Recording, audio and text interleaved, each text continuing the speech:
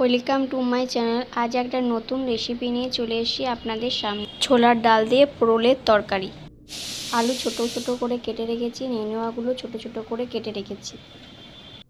নেনুয়া কেন বললাম, কারণ নেনুয়াকে বাংলায় পোড়ল বলে। প্রথমে কড়াইয়ে তেল দিলাম, তারপর শুকনো লঙ্কা পাঁচফোড়ন দিয়ে নেড়ে নিলাম।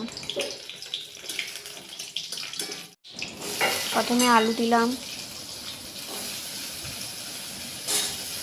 আলুগুলো নেড়ে নিলাম। তারপর পোড়লগুলো দিয়ে দিলাম।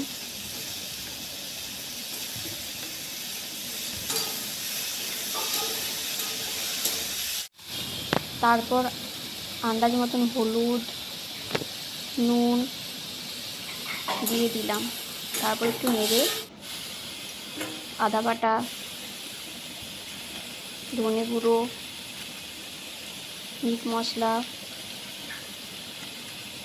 কাশ্মীরি লঙ্কা দিয়ে নেড়ে নিলাম। আগে থেকে ভেজানো ছোলার ডাল দিয়ে দিলাম। ভালো করে কষিয়ে সেদ্ধ করার জন্য আন্দাজ মতন জল দিয়ে দিলাম।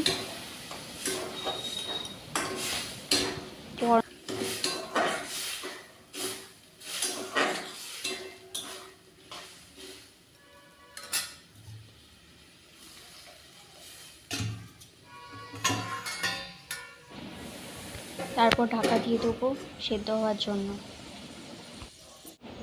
15 মিনিট পর খুলে গরম মশলা আর ঘি দিয়ে নামিয়ে নেব আমাদের পোড়লের তরকারি। যদি রেসিপিটা ভালো লেগে থাকে তাহলে অবশ্যই সাবস্ক্রাইব করুন আমার চ্যানেলটি।